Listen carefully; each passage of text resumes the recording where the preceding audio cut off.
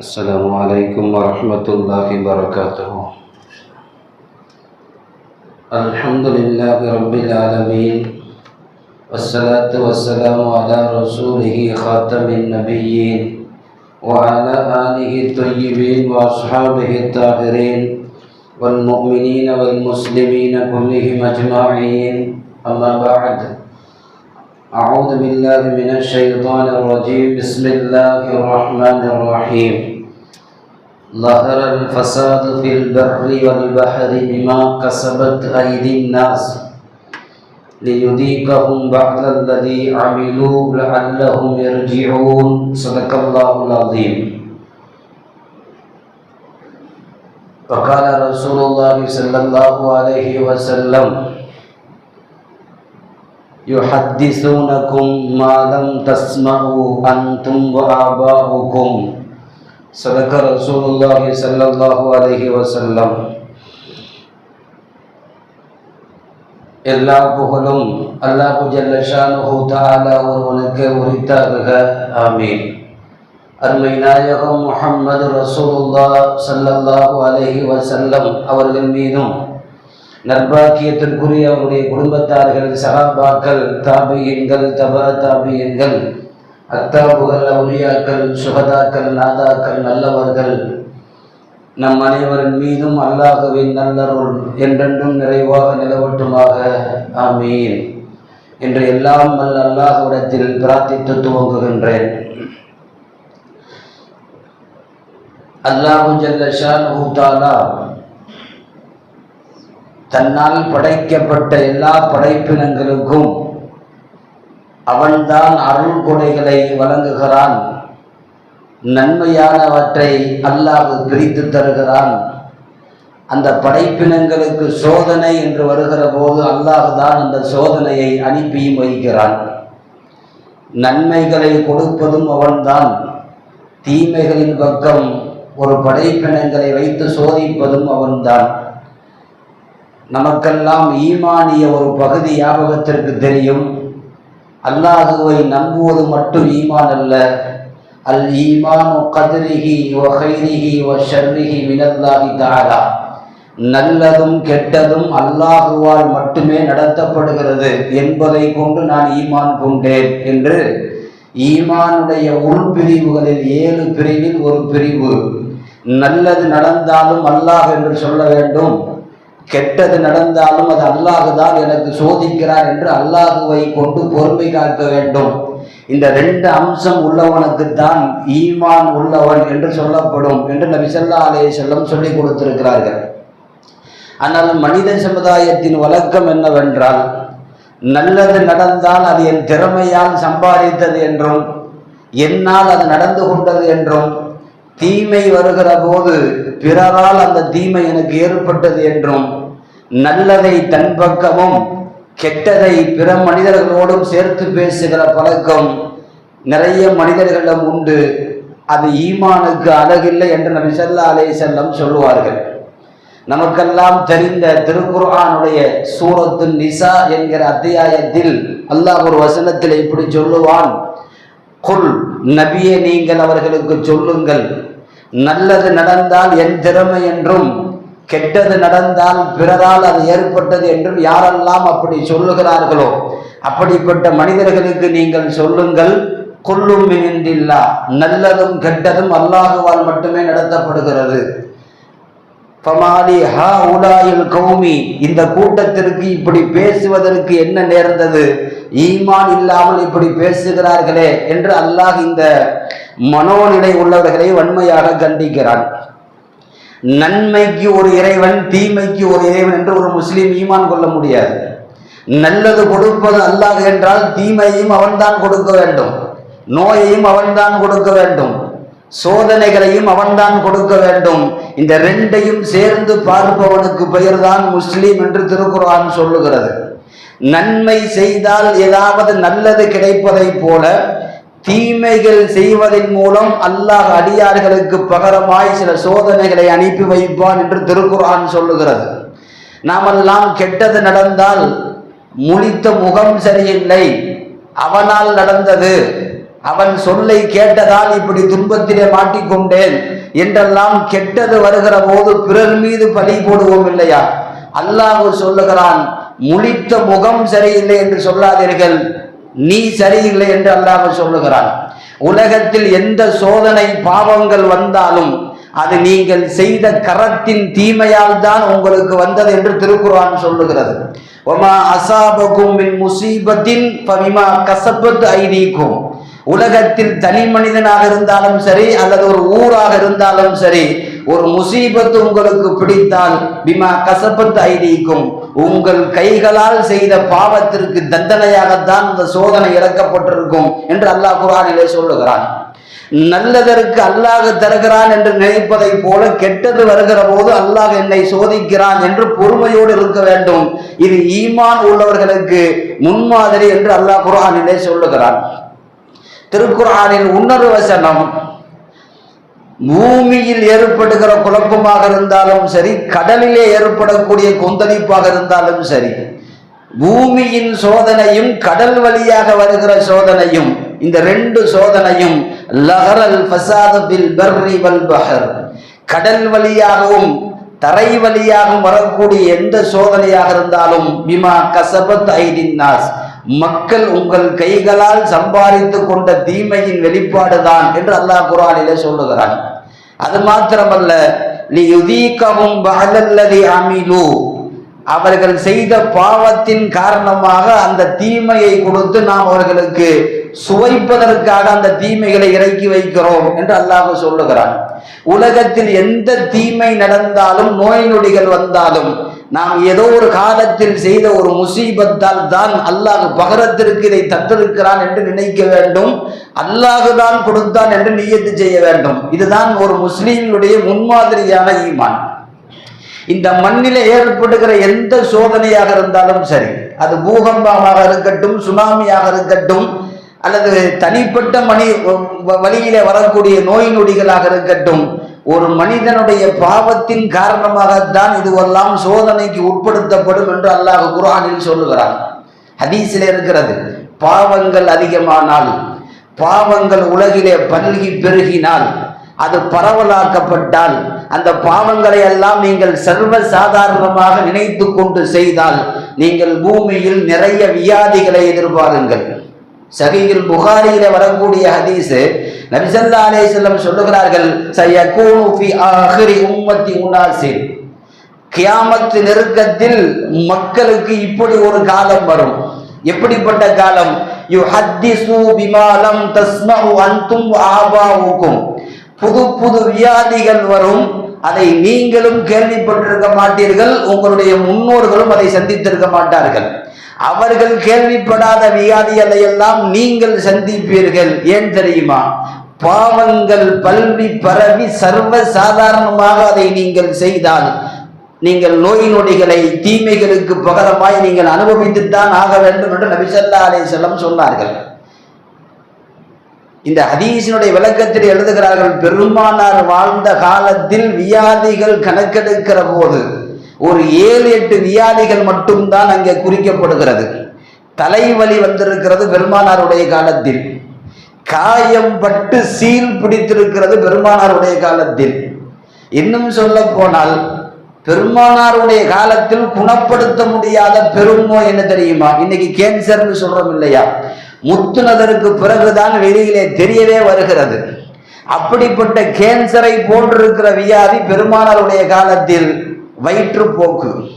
வயிற்றுப்போக்கு ஏற்பட்டு அது சாப்பிடுவதெல்லாம் போய்கொண்டே இருந்தால் அவன் பிழைக்க முடியாது. பெருமானாருடைய காலத்தில் பெரும் நோய் அது வயிற்றுப்போக்கு என்று பார்த்தால் இன்றைக்கு சர்வ சாதாரணமாக அந்த நோயை நாம் சந்திக்கிறோம். காலையிலிருந்து வயிறு சரியில்லை, இதை சாப்பிடுப்பா சரியா போயிடும் என்று நம்ம போகிற போக்கில் மருந்து சொல்லிட்டு போறோம் இல்லையா? இந்த நோய் தான் பெருமானார் காலத்தில் பெரும் நோய். நாம் யோசித்து பார்க்கிறோம், இன்றைக்கு நாம் எவ்வளவு நோய் நொடிகளை சந்திக்கிறோம், எவ்வளவு வியாதிகளை சந்திக்கிறோம். சில நோய்கள் வந்துவிட்டால் மருத்துவ உலகம் விதி பிலிங்கி இருக்கிறது, கைவிரித்து விடுகிறது. காரணம், அந்த நோய்க்கு இன்னும் மருந்து இல்லை என்று சொல்லுகிறான். நான் எதற்கு சொல்ல வருகிறேன்? நபிகள் நாயகம் ஸல்லல்லாஹு அலைஹி வஸல்லம் பாவங்கள் அதிகமாக பூமியில் நடக்கப்படுகிற போது உலகத்தில் கேள்விப்படாத வியாதிகளை எல்லாம் நீங்கள் சந்திப்பீர்கள், நீங்கள் தாங்க முடியாத சோதனைகளை எல்லாம் இறக்கப்படுவீர்கள் என்று நபி ஸல்லல்லாஹு அலைஹி வஸல்லம் எச்சரிக்கை செய்தார்கள்.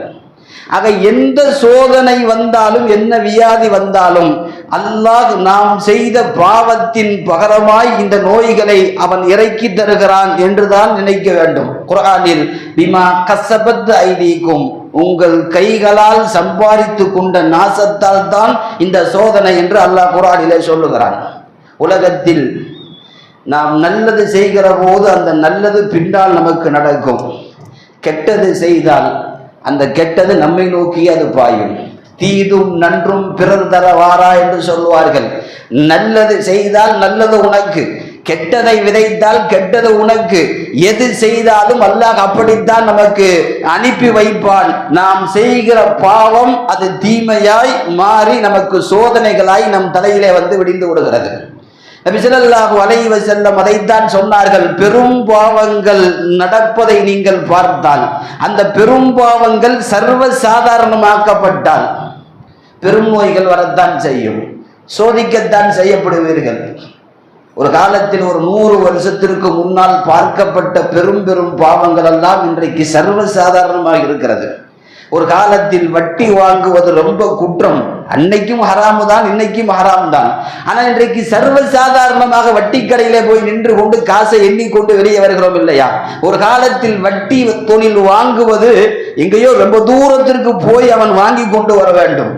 வட்டி பாவமாக இருந்தாலும் பகிரங்கமாக செய்யவில்லை, மறைந்து மறைந்து செய்தார்கள். இன்றைக்கு வட்டி என்பது சர்வ சாதாரணமாக, இன்னும் சொல்ல போனால் வட்டி கூடாது என்று சொன்னாலே ஒரு 100 பேர் எழுந்து அதற்கு வக்காலத்து வாங்குவதற்கு தயார். வட்டி இல்லாம எப்படி முடியும், எப்படி நீங்க இதை பயான் சொல்றீங்க என்று நாம் கேட்கிறோம் இல்லையா? அந்த வட்டி இன்றைக்கு சர்வ சாதாரணமாக இருக்கிறது. கொலையும் கொள்ளையும் ஒரு காலத்தில் பெரும் குற்றமாக இருந்த காலத்தில் இன்றைக்கு கொலை மலிந்திருக்கிறது. பார்க்கிற இடமெல்லாம் கொலையும் இரத்தமுமாக நாம் பார்க்கிறோம் இல்லையா? விபச்சாரம் ஒரு காலத்தில் பெரும் பாவம் தான், இன்றைக்கு அது சர்வசாதாரணமாக இருக்கிறது. நபி ஸல்லல்லாஹு அலைஹி வஸல்லம் சொன்னார்கள், கொலையும் விபச்சாரமும் சர்வ சாதாரணமாக நீங்கள் பார்ப்பீர்கள். அது கியாமத்தினுடைய கடைசி காலம். எந்த அளவிற்கு என்றால் ஒவ்வொரு குடும்பத்திலும் டோர் பை டோர் விபச்சாரம் நுழையும். என் குடும்பத்தில் இல்லை, நமக்கு தெரிய வரல, அவ்வளவுதான். அல்லாஹ் பாதுகாக்க வேண்டும். ஒவ்வொரு குடும்பத்திலேயும் விபச்சாரம் நுழையும் என்று சொன்னார்கள். அந்த அளவிற்கு விபச்சாரம் மலிவாக்கப்படும். பேஸ்புக் இணையதளத்திலே நீங்கள் போய் பார்த்தால் புர்கா போட்டுக்கொண்டு நம்முடைய பிள்ளைகள் சதைகளை வெளியே காட்டக்கூடிய அந்த மோசமான சூழ்நிலை உங்களுக்கு தெரியும். விபச்சாரம் அணிந்திருக்கிறது. எந்த அளவிற்கு மலியும் என்றால் ஒரு ஹதீஸின் வார்த்தை இப்படியே வருகிறது, விபச்சாரம் மலிந்து மலிந்து மக்கள் எல்லாம் அதற்கு வழிபட்டு பழகி போய் அது புளித்து போய் சர்வ சாதாரணமாக கடை தெருவுக்கு சந்தைக்கு வருவதை போல விபச்சாரம் வரும். மக்கள் எல்லாம் கூடுகிற இடத்தில் விபச்சாரம் நடைபெறும். எல்லோருக்கும் தெரியும் இங்க விபச்சாரம் நடக்குதுன்னு சொல்லிட்டு. அப்படிப்பட்ட காலங்கள் எல்லாம் வந்துவிடும். தெருக்களிலே விபச்சாரம் செய்வார்கள். ஹதீஸில் வருது, பெருமானாருடைய காலத்துல புர்கா இல்லாம வெளியே வராத காலம், ஆண்கள் பெண்களை பார்க்கவே முடியாது என்கிற காலம். பெருமானார் அன்றைக்கு சொல்லுகிறார்கள் இப்படி ஒரு காலம் வரும் என்று. தெருக்களிலே விபச்சாரம் செய்கிற போது ஒரு நல்லடியார் வருவாராம், சொல்லுவாராம், என்னப்பா எல்லாரும் நிக்கிற இடத்துல இப்படி 2 பேரும் சேர்றீங்களே, 2 பேர் விபச்சாரம் பண்றீங்களே, அப்படி ஓரமா அந்த மரத்துக்கு பின்னாடி போயிருங்க, ஒரு ஸ்கிரீனை போட்டுட்டு. அவர் விபச்சாரம் பண்ண வேணும்னு சொல்லல, விபச்சாரம் பாவம்னு சொல்லல, பண்ணு கொஞ்சம் தனியா போய் பண்ணு அப்படின்னு சொல்லுவாரு. அப்படி சொல்பவர் என் காலத்தில் என் நண்பர் அபூபக்கரை போல. என் அபூபக்கருக்கு எப்படி ஈமான் பலமாக இருக்கிறதோ அன்றைக்கு அப்படி சொல்பவருக்கு ஈமான் அபூபக்கருடைய ஈமானை போல என்று சொன்னார்கள் ஸல்லல்லாஹு அலைஹி வஸல்லம். நான் எதற்கு சொல்ல வருகிறேன், இந்த அளவிற்கு இது போன்ற பெரும்பாவங்கள் மலிவாய் கிடைக்கும் என்பதற்கு காலங்கள் எந்த அளவிற்கு மாறி போயிருக்கிறது என்பதை நாம் யோசித்து பார்க்கிறோம். இன்றைக்கெல்லாம் செல்போனிலே ஆர்டர் செய்தால் வீட்டுக்கு பிரியாணி பார்சல் கொண்டு வந்து கொடுப்பதை போல விபச்சாரத்திற்கு பெண்கள் வருகை தருகிறார்கள். ஒன்றுமில்லை, இந்த நம்பருக்கு அழைக்கவும், என்னென்ன வசதி வாய்ப்புகளோடு உங்களுக்கு எதிர்பார்க்கிறீர்களோ இன்றைக்கு தனி ஆப் இருக்கிறது. அதற்காக தனியாக ஒரு செக்யூரிட்டி கோடு இருக்கிறது. உங்கள் பெயரையும் அட்ரஸையும் நீங்கள் பதிவு செய்து விட்டால் உங்களுக்கு எதுவும் வீட்டுக்கு டோர் டெலிவரி உண்டு. எந்த அளவிற்கு நாம் விபச்சாரத்தினுடைய மலிவான காலத்திற்கு வந்திருக்கிறோம். பெருமானார் சொன்னார்கள், இதுவெல்லாம் மலிவாய் கிடைக்கிற போது நீங்கள் கொஞ்சம் சோதனைகளை நிறைய வாங்கித்தான் ஆக வேண்டும். இமா கசபத் ஐதீக்கும், உங்கள் கைகளால் செய்துவிட்ட பாவத்திற்கு அல்லாஹ் தருகிற சோதனை பொருந்தி கொள்ளுங்கள் என்றார்கள். எந்த சோதனை வந்தாலும் அல்லாஹ்விடத்திலே தௌபா செய்யுங்கள். அவர் இவர் என்று 1000 காரணங்களை சொல்வதை விட அந்த சோதனை வருகிற போது யா அல்லாஹ் என்னை மன்னிச்சிரு, நான் ஏதாவது கடந்த காலங்களில் தவறு செய்திருந்தாலும் செய்திருக்கிறேன், அதை நீ மன்னித்துக்கொள் என்று தௌபா செய்ய வேண்டும். அந்த சோதனை நீக்கப்பட வேண்டும் என்றால் அல்லாஹ் தௌபாவை எதிர்பார்க்கிறான். குர்ஆனிலே நிறைய கூட்டங்களை அழித்ததாகவெல்லாம் வரலாறு வருகிறது. இடியை அனுப்பி வைத்து அழித்தோம், மலையை கொடுத்து அழித்தோம், பூகம்பங்களை கொடுத்து அழித்தோம், கல்மாரி பொழிய வைத்தோம். எல்லா விஷயத்தையும் எல்லாம் டீட்டெயிலா சொல்லிட்டு ஏன் இந்த கூட்டத்தை எல்லாம் அழித்தோம் என்கிற போது ஒரு காரணம் மட்டும்தான் குர்ஆன்ல வருது. ஒரு காரணம் மட்டும்தான் அல்லாஹ் சொல்றான், ஃபகுல்லன் அகதுனா பிதம்பிஹி, அவர்கள் செய்த பாவத்தால் பிடித்தோம், பாவத்தால் அழிக்கப்பட்டார்கள். ஒவ்வொரு அழிவுக்கு பிறகும் பாவம் மிகைக்கிற போது அல்லாஹ்வுடைய சோதனை வந்துதான் ஆகும். பெருமானார் ஸல்லல்லாஹு அலைஹி வஸல்லம் இந்த ஹதீஸை, இந்த ஆயத்தை ஓதுகிற போது உம்மு ஸலமா ரலியல்லாஹு தஆலா அன்ஹா அவர்கள் தான் கேட்டார்கள், யா ரசூலல்லாஹ், கெட்டவர்கள் பாவம் செய்கிறார்கள், கெட்டவர்கள் அழிகிறார்கள், அதே நல்லவர்களும் சேர்த்துத்தானே அந்த அழிவை தாங்கிக் கொள்கிறார்கள், அவர்களும் தானே அழிக்கப்படுகிறார்கள் என்ற போது நபி ஸல்லல்லாஹு அலைஹி வஸல்லம் சொன்னார்கள், ஆமாம், கெட்டவர்களுக்கென்று அழிவு வருகிற போது நல்லவன் கெட்டவன் என்றது பார்க்க மாட்டான், நல்லவர்கள் 4 பேர் சென்றுதான் போவார்கள். எல்லோருக்கும் பெய்கிற மழை, நல்லடியார்களுக்காக பெய்கிற மழை கெட்டவர்களுக்கும் அது போகிற போது, நெல்லுக்கு பாய்கிற தண்ணீர் சில புல்லுக்கும் சேருவதை போல கெட்டவர்களுக்கு வருகிற சோதனையில் நல்லடியார்களும் சேர்ந்துதான் பாதிக்கப்படுவார்கள். ஏனென்றால் அல்லாஹ்விடத்தை நீங்கள் தௌபா செய்து கொண்டு வாருங்கள் என்று சொன்னார்கள் ஸல்லல்லாஹு அலைஹி வஸல்லம்.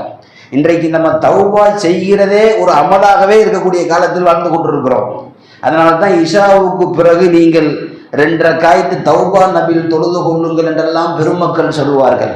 இஷாவுக்கு பிறகு, ஏன் இஷாவுக்கு பிறகு? டெய்லி தொழுகலாம், ஒவ்வொரு வக்துக்கு பிறகும் தொழுகலாம். ஆனால் இஷாவுக்கு பிறகு என்கிற போது அந்த இஷாவுக்கு பிறகு நேர வீட்டில் போய் படுத்துருவார். அப்போ ஒரு நாளினுடைய முடிவில செய்துவிட்ட எல்லா பாவத்திற்கும் வருந்தி ஒரு தௌபா நபில் 2 ரக்காய் தொழுகிற போது அல்லாஹ் அதன் மூலமாக சில மன்னிப்புகளை வழங்கக்கூடும்.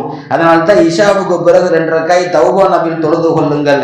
அல்லாஹும்ம அஸ்தக்ஃபிருல்லாஹல் அலீம் லா இலாஹ இல்லா அன்த சுப்ஹானக இன்னி குன்து மினல் ஸாலிமீன். இஷா தொழுகையில கரெக்டா இந்த துவா ஓதணும். ஏன்னா இந்த துவாவெல்லாம் தௌபாவுக்காக வேண்டி செய்யப்படுகிற துவா.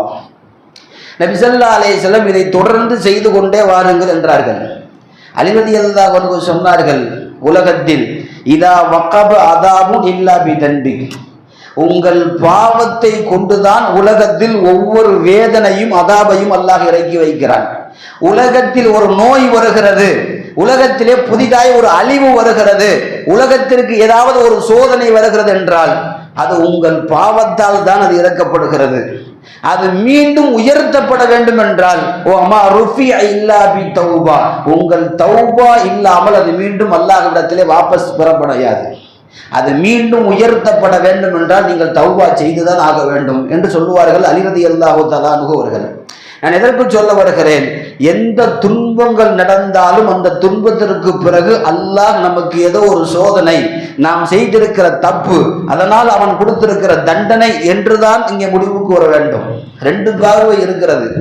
ஒன்று, அல்லாஹ் சோதனை செய்து நல்லடியார்களாக சேர்த்து கொள்வதற்கு சில சோதனைகள் தருவான். இது ஒரு ரகம். நபிமார்களுக்கு கொடுத்ததை போல வாழ்க்கையில ஃபுல்லா அடி விழுந்துக்கிட்டே இருக்கும், தொட்டதெல்லாம் ஒண்ணும் இல்லாமல் போயிடும். சோதனை அவர் என்ன சொல்றார் என்பதை அல்லாஹ் பார்த்து கொண்டே வருவான். அப்படி சோதிக்கிற போதெல்லாம் ரப்போடு அவர் சேர்ந்திருந்தால் கடைசி கட்டத்தில் இது நம்ம ஆளு என்று அல்லாஹ் இழந்ததை எல்லாம் திருப்பி கொடுத்து விடுவார். இது சோதிக்கிறதுக்கு வரக்கூடிய ஒரு சோதனை. சில சோதனைகள் உண்டு, இவர் செய்த பாவத்தின் காரணமாக அல்லாஹ் கொடுக்கிற தண்டனை. இந்த சோதனைக்குள்ள ரெண்டு வகை இருக்கு பார்த்தீங்களா? அல்லாஹ் சோதிக்கிற சோதனை, நம்ம செஞ்ச பாவத்திற்கு அவன் பகரமா கொடுக்கிற தண்டனை. இதுக்கு ரெண்டுக்கும் ஒரு வித்தியாசம் இருக்கு. அல்லாஹ் சோதிப்பதற்காக வேண்டி பொருட்களை எல்லாம் பிடுங்கி சோதிப்பான். சோதனையில வெற்றி ஆயிடுச்சுன்னா எடுத்ததையெல்லாம் திருப்பி கொடுத்துருவான், இந்த வச்சுக்க.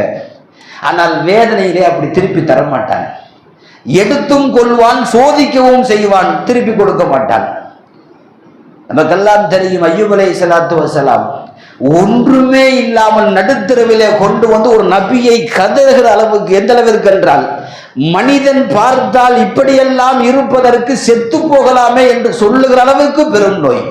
நம்ம சர்வசாதாரணமாக சொல்லுவோம் இல்லையா, ரொம்ப முடியலன்னா அல்லாஹ் இப்படியெல்லாம் கஷ்டப்படுத்தக்கூடாது, ரூபை வாங்கிடணும் அப்படின்னு சொல்றோம் இல்லையா. அந்த வேதனை, அவ்வளவு வேதனையினுடைய உச்சத்திற்கு போனவர்கள் அய்யூப் அலைஹிஸ்ஸலாம். ஒவ்வொன்றாக எடுத்து எடுத்து எடுத்து எடுத்து கடைசியாக குர்ஆன் சொல்லுகிறது, அவருக்கு எடுத்ததை போல 2 மடங்கு திருப்பி கொடுத்து விட்டோம். எந்த இடத்துல நோய் ஆரம்பித்ததோ 18 வருஷம் நோய், அந்த 18 வருஷத்தை அல்லாஹ் திரும்ப கொண்டு வந்து கொடுத்தான். யாருக்காவது ஆயுசு போயிட்டு திரும்ப வருமா? அய்யூப் அலைஹிஸ்ஸலாத்துக்கு வந்தது. மீண்டும் அவர் எந்த வயசுல வந்து இருந்தாரோ அதே 45 கொண்டு வந்து அல்லாஹ் நிறுத்துகிறான். மனைவி மக்கள் எல்லாம் மௌத்தானார்கள், திரும்ப கொண்டு வந்து நிறுத்துகிறான். அவருடைய பொருளாதாரம் எல்லாம் போனது, திரும்ப கொண்டு வந்து சேர்த்தான். 2 மடங்கு கொடுத்தோம் என்று அல்லாஹ் சொல்லுகிறான். அல்லாஹ் சில சோதனை வருகிற போது அந்த சோதனையிலே வென்று விட்டு நல்லடியார்களுக்கு திருப்பி கொடுத்து விடுவான். கடைசி வரை அந்த சோதனையில் அவன் ரப்பை சார்ந்திருக்க வேண்டும். நம்ம நல்லது நடந்தா என் ரப்பு ரொம்ப நல்லவன், எனக்கு நல்லா கொடுக்குறான்ப்பா, இதே கெட்டதா ஏதாவது அல்லாஹ் சோதனை கொடுத்துட்டான்னு சொன்னான், என் வீடு மட்டும்தான் அவனுக்கு கண்ணுக்கு தெரியும். அல்லாஹ் இப்படித்தான் நினைக்கிறான்னு தெரியல. அவனை என்னென்ன நான் செஞ்சிருக்கிறேன், என்னென்ன இபாதத்தை செஞ்சிருக்கிறேன், எனக்கு மட்டுமே சோதனை. ஒரு தலைவலி மட்டும் சாதாரண வரட்டும், நாளைக்கு காலையில் பார்க்குறாள்ட்டான்னு சொல்லுவார், ராத்திரி ஃபுல்லாக தூங்கலை, தலைவலி, ஒன்றும் இல்லை தலைவலி சொல்லிட்டே இருப்பார். ரப்புக்கு இது ரோசப்படுகிறான். மலக்குகளை எல்லாம் கூப்பிட்டு சொல்லுகிறான், அவனுக்கு ஒரு தலைவலி தானே கொடுத்தேன், ஒரு தலைவலி கொடுத்ததற்கு 1000 பேரிடம் தலைவலி தலைவலின்னு சொல்றான். அவன் எவ்வளவு பாவம் செய்கிறான், எவ்வளவு குற்றம் செய்கிறான், அதையெல்லாம் நான் சகித்துக் கொள்கிறேனா இல்லையா? அவனுக்கு கரெக்டா நேரத்திற்கு கொடுக்கிறேனா இல்லையா? இந்த ஒண்ணு அவன் சகிக்க மாட்டேங்கிறானே என்று ரப்பு ரோசப்படுகிறான். அய்யூப் அலைஹிஸ்ஸலாத்திட்ட வந்து கேட்டாங்கண்ணா, நல்ல ஆனதுக்கு பிறகு மலக்குகள் கேட்டார்களாம், என்ன அய்யூப் அலைஹிஸ்ஸலாம் அவர்களை நல்லா இருக்கீங்களா? நல்லா இருக்கிறேன். நோயில் ரொம்ப காலம் இருந்தீங்க, இப்போ திரும்ப நல்ல நிலைமைக்கு வந்துட்டீங்க, இந்த 2 காலத்தில் நீங்கள் எப்படி உணர்றீங்க அப்படின்னு கேட்டப்ப அய்யூப் அலைஹிஸ்ஸலாம் சொன்னார்களாம், அல்லாஹ் எனக்கு திரும்ப எல்லாத்தையும் கொடுத்துட்டான். 18 வருஷம் நோயில் இருந்த காலத்தை நான் நினைத்து பார்க்கிறேன், அது அந்த பொன்னான காலமாக நான் நினைக்கிறேன். யாராவது நோயில் ஐசியூவில் படுத்தது யாரும் நினச்சி பார்ப்போமா? உங்கள் வாழ்க்கையில் மறக்க முடியாத நல்ல நேரம் என்ன? காவேரி ஹாஸ்பிட்டலில் ஒரு 40 நாள் படுத்திருந்தேன், ஒரு ஐசியூவில் இருந்தேன், மூக்குலாம் டீ போட்டு, அது என் வாழ்க்கையில் சந்தோஷமான நாள் அப்படின்னு யாராவது சொல்லுவோமா? அதை பற்றியே பேச மாட்டோம். அதை பற்றி யாராவது பேசினா அதை கொடுப்பா, அதை பற்றி பேசாத அப்படின்னு சொல்லுவோம். அய்யூப் அலைஹிஸ்ஸலாம் சொல்லுகிறார்கள், எனக்கு ரொம்ப பிடிச்ச நாள் என்பது அந்த 18 வருஷம் நோயில் இருந்தேன். என்ன தெரியுமா? ஒவ்வொரு நாள் நான் முடியாமல் இருக்கிற போது அல்லாஹ் நேரடியாக விசாரிப்பான், என்ன அய்யூப் எப்படி இருக்கீங்க, உடம்பு எப்படி இருக்கு? எல்லாம் நல்லா இருக்கேன். நோய்தான், முடியாத நோய்தான். எந்த அளவிற்கு என்றால் இனி உலகத்தார்களுக்கு முன்னாலும் சரி, இனி கியாமத்து வரை வருகிற பின்னாலும் சரி, அவருக்கு கொடுத்த மாதிரி நோய் யாருக்கும் இனி கொடுக்க மாட்டோம்னு எல்லாம் சொல்றான். அவ்வளவு பெரிய நோயில இருந்தவர், ஆமா எனக்கு முடியலன்னு சொல்லல, நல்லா இருக்கேன். காலையிலும் கேட்பான், சாயங்காலம் இரவிலையும் கேட்பான், அய்யூப் என்ன எப்படி நல்லா இருக்கீங்களா? நல்லா இருக்கிறேன். 18 வருஷம் தொடர்ந்து அல்லாஹ் கேட்டான். எனக்கு ஆரோக்கியத்தை கொடுத்ததற்கு பிறகு அல்லாஹ் விசாரிப்பதை நிறுத்தி விட்டான். காலையிலும் கேட்பதில்லை, மாலையிலும் கேட்பதில்லை. அல்லாஹ் என் கூட பேசினா இல்லையா, அந்த நோயான காலத்திலையும் அவன் பேசியது எனக்கு ஆறுதல், இனி கிடைக்காது என்று சொன்னார்கள்.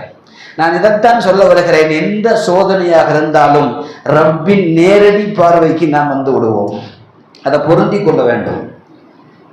ஒரு அம்மாவுக்கு 6 புள்ள இருக்கு, அந்த 6 பிள்ளையில எல்லாம் சமமாக தான் எல்லாம் அந்த அம்மா பார்க்கும். அந்த 6 பிள்ளையில ஏதாவது ஒரு பிள்ளைக்கு உடம்பு சரியில்லைன்னு சொன்னால் அந்த பிள்ளையின் மீது கவனம் கூடும். 5 பிள்ளையை விட அந்த உடம்பு சரியில்லாத பிள்ளையின் மீது கொஞ்சம் கவனிப்பு கூடும். அதுபோல்தான் ரப்புல் ஆலமீன் என்னதான் பாவம் செய்து சோதனைகளை நாம் வாங்கி கொண்டாலும் அந்த சோதிக்கப்படுகிற போது அல்லாஹ் தஆலா நம்ம மீது கவனம் அதிகமாக செலுத்துகிறான். அப்ப நம்ம என்ன சொல்லணுங்கிறத அல்லாஹ் எதிர்பார்க்கிறான். ஏன் அடியானுக்கு சோதனை கொடுத்துருக்கிறேன், என்ன சொல்றான் கேள். ரப்புக்கு தெரியாத ஒன்றும் இல்லை, மலக்குமார்களுக்காக வேண்டி அவர்கள் தெரிய வேண்டும் என்பதற்காக வேண்டி சொல்லுவார். என்ன சொல்றான்னு பார் பார். அதனால தான் மார்க்கத்தில் பெரிய இழப்பு என்ன? மௌத்து.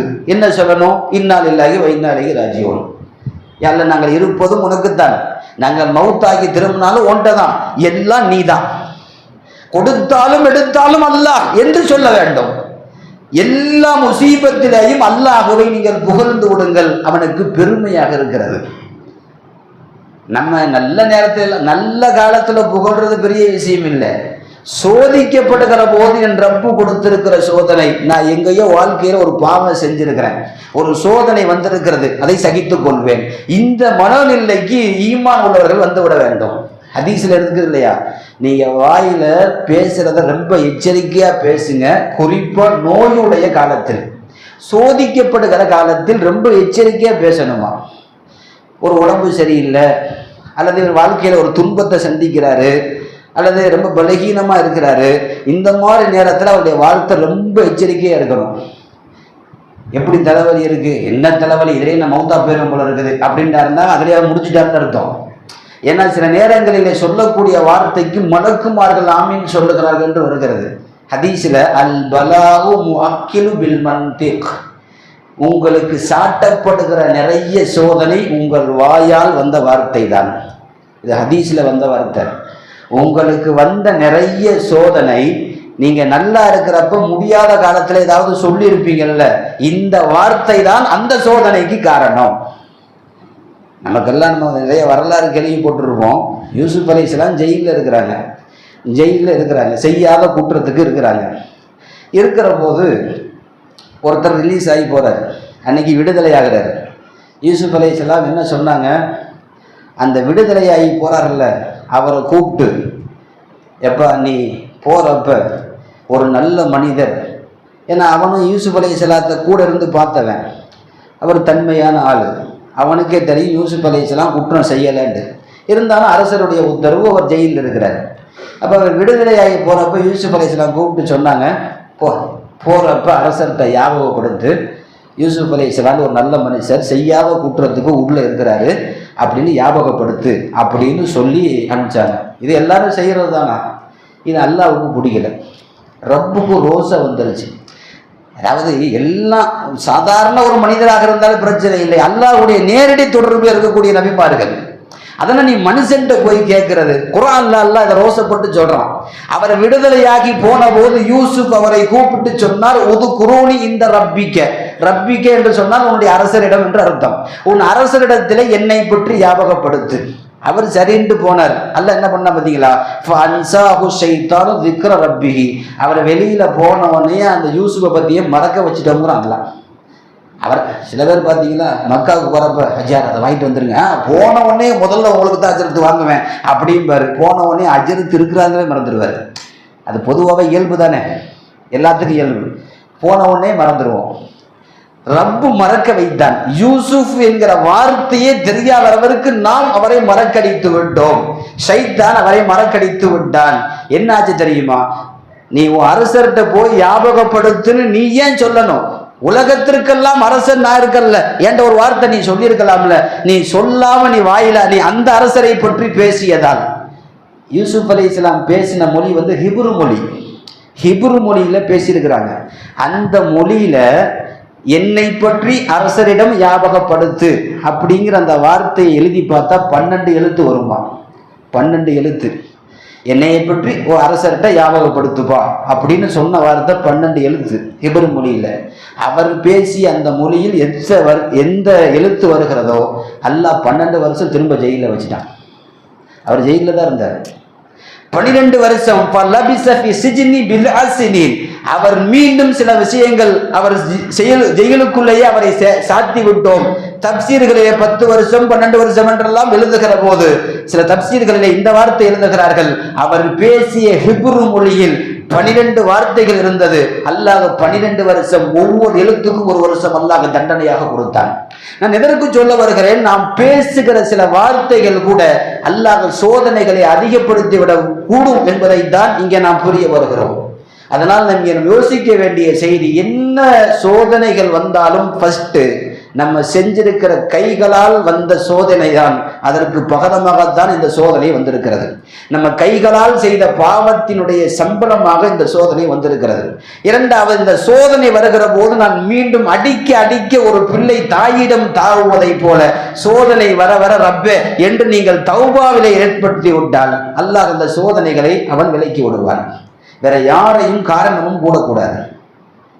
சோதிக்கப்படுகிற போது அதை பகிரங்கப்படுத்தாதீர்கள். ஒரு டாக்டரிடம் போய் சொல்லலாம், தப்பில்லை. ஆறுதலுக்காக வேண்டி தெரிஞ்சவரிடம் இந்த மாதிரி சோதனை இருக்கு, வியாதி இருக்குன்னு சொல்லலாம், தப்பில்லை. பார்ப்பவரிடத்தில் எல்லாம் சொல்வதை அல்லாஹ் கோபப்படுகிறான், இருக்கிறான். நமக்கெல்லாம் தெரியும் இல்லையா, அபூபக்கர் ரலியல்லாஹு அல்லாஹ்விடமிருந்து சலாத்தை பெற்றவர்கள் நபிமார்கள். நபிமார்கள் அல்லாமல் சில பேர், கதீஜா ரலியல்லாஹு அன்ஹாவுக்கு அல்லாஹ்விடத்திலிருந்து நேரடியாக சலாம் வந்திருக்கிறது, ஐஷா அம்மாவுக்கு வந்திருக்கிறது, அபூபக்கர் ரலியல்லாஹுவுக்கு வந்திருக்கிறது. அபூபக்கர் ரலியல்லாஹுவுக்கு சலாம் கொண்டு வந்து ஜிப்ரீல் அலைஹிஸ்ஸலாம், அல்லாஹ் உங்களுடைய நண்பர் அபூபக்கர் ரலியல்லாஹு அவர்களுக்கு சலாம் சொல்லி விட்டான். அல்லாஹ் சலாம் சொல்லி விட்டா அது எவ்வளவு பெரிய விஷயம். நமக்கு பக்கத்து வீட்டுக்காரனே சலாம் சொல்ல மாட்டேங்கிறோம், அது வேற விஷயம் இல்லையா. நம்ம நடக்கிறது அப்படி இருக்கு. அல்லாஹ் சலாம் வருகிற போது எவ்வளவு பெரிய அல்லாட்ட உயர்ந்த அந்தஸ்து. நபி ஸல்லல்லாஹு அலைஹி வஸல்லம், அபூபக்கர் இருக்கா, ஏன் தோழர் அபூபக்கர் இருக்கா? ஆமா. அல்லாஹ் சலாம் சொல்லி விடுறான்னா ஏதாவது ஒரு காரணம் இருக்கும்ல. என்ன காரணம்? அபூபக்கர் என்ன செஞ்சாங்க, என்ன அமல் செஞ்சாங்க, அது அவர்கிட்டே கேட்டுக்குங்க. அல்லாஹ் அதெல்லாம் சொல்லலை, சலாம் சொல்லி விட்டான். மலக்குமார்கள் கொடுத்ததை வச்சுட்டு போயிடுவாங்க. ஜிப்ரீல் அலைஹிஸ்ஸலாம் சொன்ன உடனே சலாத்தை கையில் வாங்கிட்டு அபூபக்கர் ரலியல்லாஹு வீட்டுக்கு ஓடுறாங்க. இங்கே கவனத்தில் வைக்கணும், சலாம் சொல்லி விடுறது நம்ம சலாம் சொல்கிறது என்னங்க சுன்னத்து, பதில் சலாம் சொல்கிறது வாஜிபு. ஒருத்தருக்கு சலாம், இந்த அஜரத்துக்கு போய் சலாம் சொல்லிடுங்கன்னு நம்ம சொல்லி அனுப்புறோம் பார்த்தீங்களா, அந்த சலாத்தை அமானிதமாக வாங்கிட்டு போகிறவர் அங்கே போய் ஒப்படைக்கணும். அந்த சலாம் அவர் சொல்லி விட்டாரு, அஸ்ஸலாமு அலைக்குன்னு அவர் சொல்லணும், அங்கே திரும்ப அவர் சலாம் சொல்லணும். சலாம் சொல்லி விட்டார் அப்படிங்கிறது இல்லை. அஸ்ஸலாமு அலைக்கும் ரஹ்மத்துல்லாஹி வ பரகாத்துஹு, இந்த சலாம் அவர் சலாம் சொல்லி விட்டார். வலைக்கும் சலாம் ஒரு பதில் சலாம் சொல்லணும். இந்த இடையில போறாரு பார்த்தீங்களா, இந்த சலாத்தை வாங்கிட்டு அவர் மறந்துட்டாலும் சரி, வேணும்னு சொல்லாமல் விட்டாலும் சரி, அம்மானித மோசடியில் நாளை மறுமையில் இருப்பார்.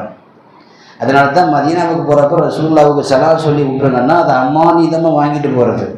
கையில் காசு, கையில் பொருள், இதெல்லாம் அம்மானிதமாக கொடுத்து விட்றோம் பார்த்தீங்களா, சலாமும் அம்மானிதம். நபி ஸல்லல்லாஹு அலைஹி வஸல்லம் அம்மானிதமாக, அதுவும் அல்லாஹ்வுடைய சலாம் வாங்கிட்டு வேகமாக அபூபக்கர் ரலியல்லாஹு வீட்டுக்கு போனாங்க. அபூபக்கர் ரலியல்லாஹு வீட்டில் இருந்தாங்க. போனவனே சொன்னாங்க, அல்லாஹ் ரப்பிட்ட இருந்து சலாம் வந்திருக்கு அப்படிங்கிறப்ப அபூபக்கர் ரலியல்லாஹு சலாத்தை ஏற்றுக்கொண்டு சொன்னார்கள். போனவனே கேட்டாங்களாம், நபி ஸல்லல்லாஹு அலைஹி வஸல்லம் அல்லாஹ்ட்ட இருந்து உங்களுக்கு சலாம் வருதுன்னா அப்படி என்ன பண்ணீங்க? யார சொல்லலாம், எல்லா அமலும் நீங்கள் கொடுத்து சொல்லி கொடுத்த அமல் தான், நாங்கள் தனியாக எதுவும் செய்கிறதில்லை. எல்லா அமல்களும் நீங்கள் செய்து கற்றுக் கொடுத்தவை தானே நாங்கள் செய்கிறோம். தனியாக நாங்கள் என்ன, தகஜத்து நீங்கள் தொழுகாத தகஜத்தா, ஃபர்து நீங்கள் தொழுகாத ஃபர்தா, நோன்பு நீங்கள் வைக்காத நோன்பா, எல்லாம் உங்களை பார்த்து தான். நாங்கள் தனியாக என்ன செய்ய போகிறோம்? இல்லை. அப்போ கடைசியாக சொன்னாங்களா அபூபக்கர் ரலியல்லாஹு, எனக்கு ரப்புக்கு மட்டும் ஒன்று தெரியும், உங்களுக்கு கூட தெரியாது, ஒன்று மட்டும். ரசூல் ஸல்லல்லாஹு அலைஹி தெரியாமல் அபூபக்கர் ரலியல்லாஹு எதுவுமே செஞ்சது கிடையாது. ஒன்று மட்டும் உங்கள்கிட்ட நான் இது வரைக்கும் சொல்லலை. என்ன? எனக்கு ஒரு 7 வருஷமாக பல்லு வலி. அன்றைக்கெல்லாம் பல்லு வலி, அன்றைக்கி தான் சொன்னேன், அன்றைக்கி நோய்கள் வந்தால், வயிற்று வலி வந்தாலே குணப்படுத்த முடியாது. இப்போ பல்லு வலி 7 வருஷமாக வலிக்குது.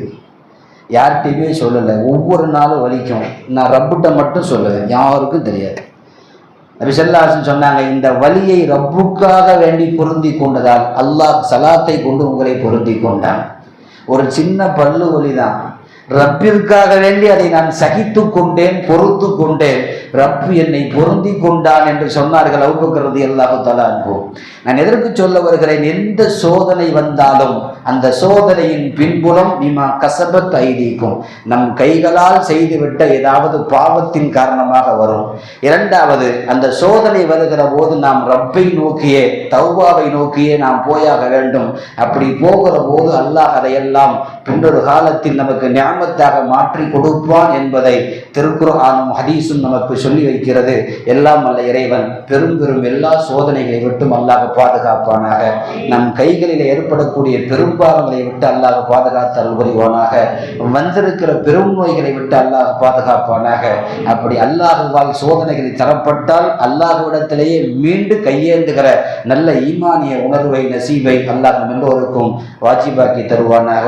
ஆமீன். வாஹிரு தஅவா அல்ஹம்துலில்லாஹி ரப்பில் ஆலமீன்.